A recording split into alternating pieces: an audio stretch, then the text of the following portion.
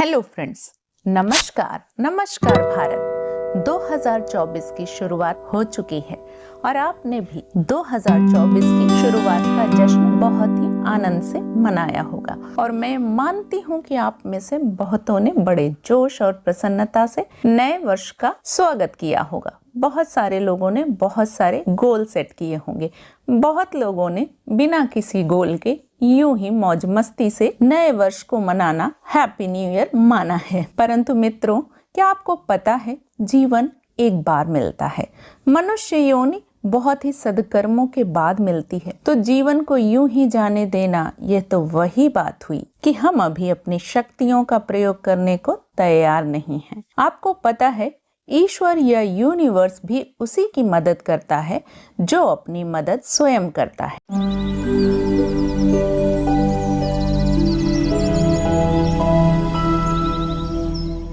यदि आपको law of attraction या आकर्षण के सिद्धांत का पता है तो मतलब है ब्रह्मांड आपकी मदद करना चाह रहा है।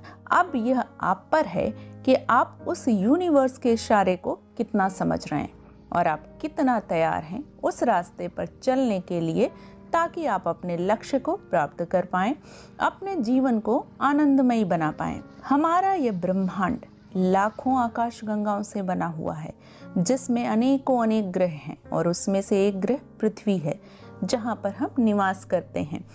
मनुष्य अपने जीवन को हमेशा से उत्तम बनाने का प्रयास करता रहा है और यही कारण है कि इस धरती पर जब से मानव आया है वह अपने को लगातार इवॉल्व करता रहा।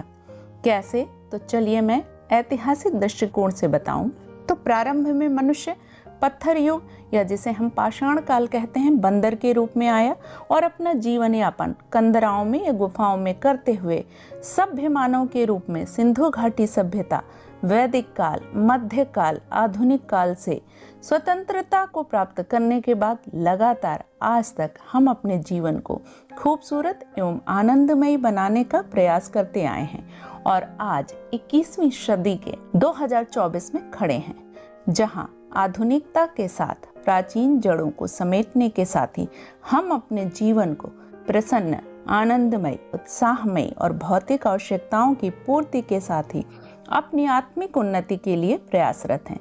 तो चलिए फ्रेंड्स, यदि आप अपने जीवन को यानी 2024 को आनंदमय, उत्साहमय बनाने को तैयार हैं और वर्ष के अंत तक इस साल को स्वर्ग से भी सुंदर बना पाएं, तो इसके लिए मैं आपको कुछ मार्ग बताने के लिए तैयार हूँ, जिससे कि आप अपने लक्ष्यों को पूरा कर पाएं। चलिए इसके लिए मैं अब आपको 10 हैबिट्स बताती हूँ जिन्हें आपको अपनाना होगा। नंबर 1, विश्वास, यानी विश्वास या फेथ, जो लॉ ऑफ अट्रैक्शन की पहली सीढ़ी है। जब तक आप उस यूनिवर्स या परमात्मा पर विश्वास नहीं करेंगे, आपको कुछ भी हासिल होने वाला नहीं है। जब आप पूर्ण विश्वास और सरेंडर के साथ उस यूनिवर्स पर विश्वास करेंगे तो वह आपको अवसर देगा। विश्वास आपको यूनिवर्स पर ही नहीं करना, खुद पर भी करना है, यानी विश्वास पहली सीढ़ी। नंबर 2, गोल या लक्ष्य। क्यों? क्योंकि जब तक हमारा कोई लक्ष्य या गोल नहीं होगा तो हम बिना किसी स्टेशन की गाड़ी बन जाएंगे, जिसे पता ही नहीं किस स्टेशन पर रुकना है। कानपुर जाना है तो टिकट तो कानपुर की ही लेनी पड़ेगी ना, तो आप यूं ही ऐसे तो बैठ नहीं जाएंगे गाड़ी में। तो इसके लिए डिसाइड योर गोल्स भी 2 तरह के, शॉर्ट टर्म और long term. Short term goals 6 महीने के, लॉन्ग टर्म गोल 1 साल के। यानी शॉर्ट टर्म गोल जब डिसाइड कर रहे हैं तो अगले 6 महीने में आपको क्या चाहिए, लॉन्ग टर्म 1 साल में क्या चाहिए। जैसे जीवन के विभिन्न क्षेत्रों यथा स्वास्थ्य, सफलता, कैरियर, पैसा, इनके विषय में क्या लक्ष्य है आपका, ये निर्धारित कीजिए और अपनी एक सूची बनाइए और अगले 1 वर्ष में आप क्या चाहते हैं ये निर्धारित कीजिए, जिससे यूनिवर्स को एक क्लियर मैसेज हो कि आप चाह क्या रहे हैं। जैसे अगले 6 महीने में यदि आप उत्तम स्वास्थ्य चाहते हैं तो उसके लिए क्या करने वाले हैं, जिम, एक्सरसाइज, योगा, या आपको 10 लाख रुपए चाहिए, 1 करोड़ चाहिए, 10 करोड़ चाहिए, तो आगे क्या क्या करने वाले हैं, क्या कदम उठाएंगे, कुछ तो मैसेज देंगे यूनिवर्स को, ताकि यूनिवर्स समझे कि आपकी पर्टिकुलर फोकस कहाँ पर है, कहाँ आप अपनी ऊर्जा उन बिंदुओं पर केंद्रित कर रहे हैं जो आपको चाहिए, तो वैसे ही माध्यम आपके पास वो भेजता है। तीसरा बिंदु, धन्यवाद। धन्यवाद तो आकर्षण के सिद्धांत की अनिवार्य सीढ़ी है। आप जितना धन्यवाद करेंगे, आप उतने ही अवसर धन्यवाद के पाएंगे। यानी धन्यवाद आपकी जीवनचर्या बन जाना चाहिए। आप यह न सोचें कि जब काम हो जाएगा तब धन्यवाद देंगे, बल्कि यह महसूस करें कि वह चीज हो चुकी है, पहले से ही धन्यवाद देना शुरू कर दें, ताकि आप जीवन में भरपूरता का आनंद महसूस कर सकें।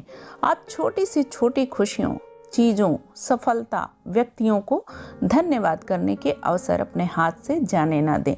किन्हीं 5 चीजों के लिए धन्यवाद नियमित रूप से रात्रि में लिखें, और जो आपके पास प्रेजेंट में है, जो आप हैं, जो चीजें हैं, उनके लिए धन्यवाद। ये आपकी आदत होनी चाहिए।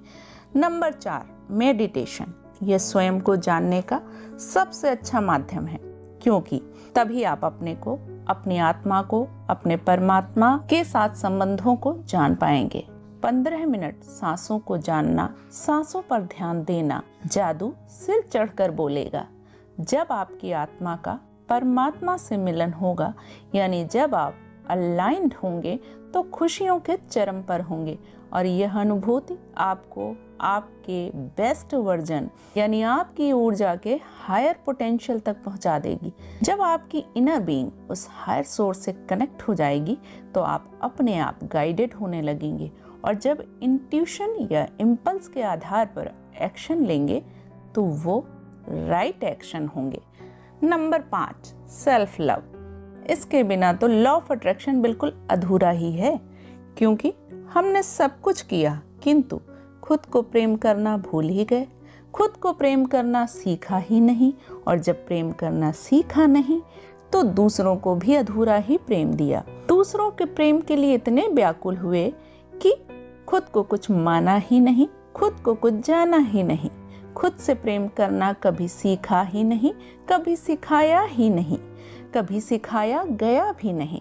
जबकि आपको पता है, आप ईश्वर की वह कृति हैं जो स्वयं ही स्वयं के साथ रहते हैं। आपको जहाँ भी हैं, जैसे भी हैं, जिस पोजीशन में हैं, खुद को प्रेम करना है। मतलब खुद को प्रेम कीजिए और खुद की पीठ ठोकिए।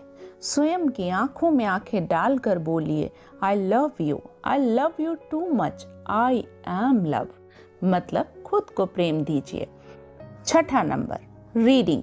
पढ़ना बहुत ज़रूरी है लॉ ऑफ अट्रैक्शन में, क्योंकि जितना आप लॉ ऑफ अट्रैक्शन के विषय में जान पाए हैं अब तक, किताबें उसे गहराई से जानने में मदद करती हैं। चाहे वो हमारी सेल्फ हेल्प बुक्स हों या कुछ अन्य आध्यात्मिक, धार्मिक किताबें, जो लॉ ऑफ अट्रैक्शन के विश्वास को और मजबूत करके आपकी सोच को अत्यंत सकारात्मक बना देंगी, और आपका फेथ और भी बढ़ जाएगा लॉ ऑफ अट्रैक्शन में। 7वां नंबर, लिखना। लिखना क्यों जरूरी होता है? क्योंकि लिखकर आप यूनिवर्स को क्लियर मैसेज देते हैं कि आपको यही चाहिए। लिखते समय आपकी ऊर्जा का केंद्रण या ध्यान एक निश्चित जगह पर होता है, जिससे आप यूनिवर्स को साफ संकेत देते हैं। और जब लगातार आप अफर्मेशंस को लिखते हैं, तो रिपीटेशन इज रिक्रिएशन। यानी आप जब रोज कहते हैं कि मैं प्रसन्न हूँ, मैं खुश हूँ, तो इसका मतलब आपका सबकॉन्शियस रीप्रोग्राम हो रहा है खुश रहने के लिए। खुश रहने के अवसर उपलब्ध होंगे आपके पास। यदि आप कहते हैं I am rich, I am money magnet, तो अमीरी के अवसर और धन को चुंबक की तरह खींच कर लाने के अवसर आपके पास होंगे। नंबर 8, योगदान या कंट्रीब्यूशन। यानी आपके पास जो उपलब्ध है, जितना उपलब्ध है, जिस लेवल पे आप हैं, उसका कुछ अंशदान या योगदान अपनों के साथ अन्य लोगों के लिए, जो समाज का वंचित वर्ग है, उनको करने के लिए तैयार हो जाइए।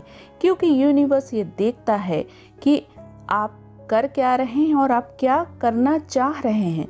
उसको आपकी थॉट से ये सब पता चलता है। आप एक छोटा सा भी योगदान अपना सदकर्म बनाते हैं और आपका कर्म फल मिलता ही मिलता है जब उचित अवसर आता है। आपका एक एक कर्म संचित होता है, जाने कितने योनियों तक संचित होता रहता है और सही समय आने पर वही प्रारब्ध या भाग्य के रूप में, या यूं कहें कि अच्छे कर्म अच्छे भाग्य के रूप में आते हैं। तो समाज में अनाथ, बेसहारा जीव जंतुओं, इन सब के लिए आप कुछ न कुछ योगदान दीजिए।